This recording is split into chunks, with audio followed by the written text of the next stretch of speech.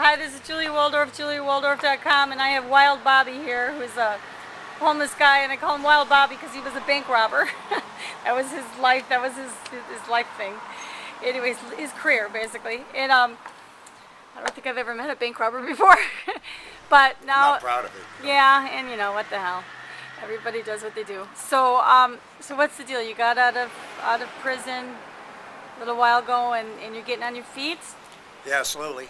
So It's taking a little longer than I expected. you were telling me they only give you what, a couple $100s when you get out of prison? Yeah, they give you $200 and when they you get released. expect you to get on your feet and be able to go get a job and all that, getting $200 in your pocket. Well, that's what keeps people from going back to prison. You know, it's a vicious circle. They only give you a little bit of money, and you got to buy your bus ticket, and sometimes some people have to buy clothes. And you know, by that time it's over $100, and by the time they get home, you know, they don't have any money left. So you know, they go back to what they used to do. Because that's all they know how to do. Yeah.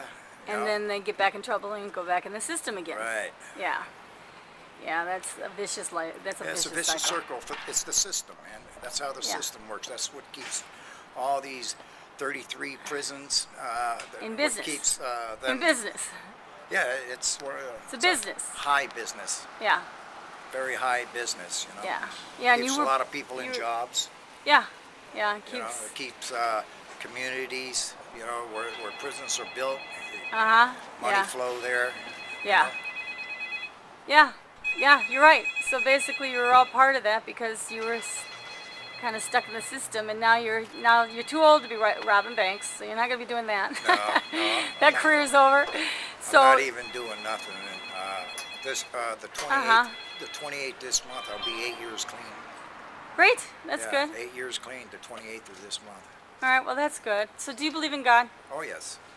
And what is, you know, what do you think God has to say about all this crap? God don't have anything. It's what you say in your mind. He's pulled me out of some jams and some serious stuff, and I talk to him my way and ask him, you know, to look out for me and try to help, and, you know, and do the right thing. And you know, he's pulled me through some good things. You know, that's why I believe. Yeah. I was raised Catholic. I was raised by my grandmother, so so you know, I have the tradition. I was an altar boy when I was little. Okay. Cub Scout, Boy Scout, you know, the whole 9 yards. Yeah. Well, good. So let go, let God, and you'll probably get housing sooner or later once you get on SSI. Oh yeah, that's my main goal. As soon as I get that, you know. You know, I'm really careful what I do now. You know. Well, you're hanging in there. You don't do drugs. You don't do alcohol, and you're just kind of like weighing your time, waiting for things to come through. Will be 8 years clean. Yeah, good. That's good. Just can't do it anymore. I don't have it in me anymore. This last term. Wild Bobby can't do it anymore. This last term took all the spunk out of me. Well, anyway. And I feel bad. Don't get me wrong. I feel bad because I'm sure some of the people I dealt with were traumatized. Yeah. Do you understand what I'm saying? Yeah, I do. You know, so you know, that's not a good thing. Yeah. Well, you know, God forgives. Hopefully they have. Yeah. So just forgive yourself. That's what you got to do too. Yeah. So. Well, anyway, I'm not down on myself. Yeah. You know, I mean, if I was 18 years old and know what I know now as far as street life and everything, I would have never went down that road. Yeah. You know what I'm saying? Yeah. Hindsight's 20/20. Yeah. So if the system were a little different and not set up for failure, you probably would be better off a long time ago. From what I know.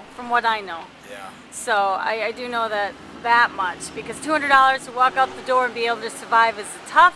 I don't think nobody can. Who can do that? Nobody. Who can do that? That's the thing. With no and that's family, no friends. Who can do that? That's why it's geared up to bring them back. Yeah, so it's set up for failure, and hopefully someday some president comes up with a good idea. And I have several ideas on that, but that's a whole other ball game. It's like the county here. It's like the county. Yeah. This is a rich county. Yeah. They should do more for the homeless.